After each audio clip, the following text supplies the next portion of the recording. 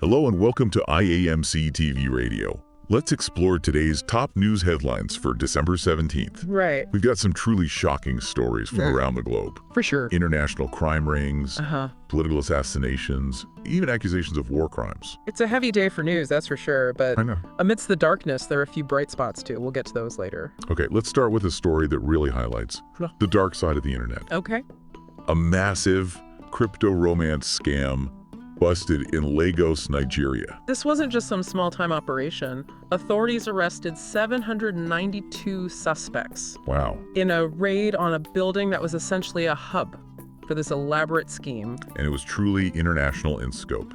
Oh, yeah. They had Chinese and Filipino nationals involved, all working together to defraud victims around the world. What's fascinating here is how they exploited the very human need for connection. They used social media platforms like WhatsApp and Instagram to lure in victims, often with promises of love and romance. So they'd build these relationships, gain their victims' trust, and then, bam, hit them with these fake cryptocurrency investment opportunities. Exactly. They'd weave intricate stories, create a sense of urgency, and pressure victims into transferring money into accounts they controlled. It's a stark reminder that even in the digital age, the oldest scams still work. They just have a high-tech veneer now. It's heartbreaking to think about the impact this has had on victims, not just financially, but emotionally as well. Absolutely. Speaking of vulnerable communities, our next story takes us to Kenya, Okay. where a man has been sentenced to 50 years for the murder of LGBTQ activist Edwin Kiptu. This case has sent shockwaves through Kenya's LGBTQ community. It's a tragic reminder of the discrimination and violence they face, especially given the legal and social stigma surrounding homosexuality in the country.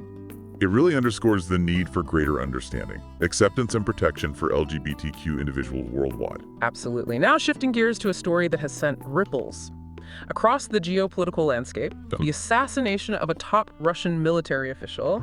Lieutenant General Igor Kirillov, the chief of Russia's nuclear, biological, and chemical protection troops, was killed in Moscow by a bomb planted in an electric scooter. This is a major escalation of tensions between Russia and Ukraine. Ukraine's intelligence service has claimed responsibility for the attack, and Russia has vowed swift and decisive retaliation. Kirillov was a controversial figure. He was accused by Ukraine of using chemical weapons, so his death is likely to further inflame an already volatile situation. What's particularly concerning is that this is the most senior Russian military officer. To be assassinated inside Russia since the war began, the potential for this to spiral out of control is very real. It's a chilling reminder of how quickly things can escalate. Let's hope cooler heads prevail, and this doesn't lead to an even wider conflict. On a lighter note, let's shift our focus to the world of sports, where a Nigerian football star is celebrating a major victory. Ademola Lookman, the talented forward for Atalanta and the Nigerian national team, has been crowned the 2024 African Footballer of the Year. He's had an absolutely stellar season, a hat trick in the Europa League final, a key role in Nigeria's second-place finish at the Africa Cup of Nations. He's been unstoppable. Lookman's speed, agility, and clinical finishing have made him a nightmare for defenders, and this award is well-deserved recognition of his talent and dedication. It's fantastic to see him achieving such success on the international stage. Speaking of the international stage, back in the U.S., there's a renewed push to change how we elect our presidents. Senate Democrats are making a strong push to abolish the Electoral College, arguing that the president should be elected by direct popular vote. They point to the fact that in two recent elections, the candidate who won the popular vote didn't actually become president, which they see as fundamentally unfair. Their argument is that the current system gives too much weight to a handful of swing states and doesn't accurately reflect the will of the majority of Americans. It's a debate that's been raging for decades, and it's unlikely to be resolved anytime soon. But it does raise some interesting questions about how we ensure that our democracy is truly representative. Now let's turn to a story that highlights the importance of accountability, even when it comes to law enforcement. Okay. A court in Nigeria has given the Inspector General of Police a 42-day ultimatum to appear in court over a rather hefty unpaid hotel bill. We're talking about $649 million. That's over $1 million US. How did the police manage to rack up such a massive debt? It seems a police SWAT team was staying at a motel during a sting operation ahead of the governorship elections, and they apparently forgot to settle their bill. The motel owner is understandably upset and is now taking legal action to recoup his losses. It's a bizarre story that raises questions about financial management within the police force. It certainly does. And now we turn to a truly disturbing report from Sudan, where Human Rights Watch has accused the Rapid Support Forces of horrific crimes. The report alleges that RSF fighters have been holding women as sex slaves and committing widespread rape in the South Kordofan region. The details are absolutely harrowing. Women being gang raped, chained, and subjected to unimaginable cruelty. If these allegations are proven true, they constitute war crimes. Human Rights Watch is calling for an immediate investigation, and for those responsible to be held accountable. It's a chilling reminder of the brutality that can occur during conflict, and the urgent need to protect civilians, especially women and girls. Finally, let's check in on a story we covered last month.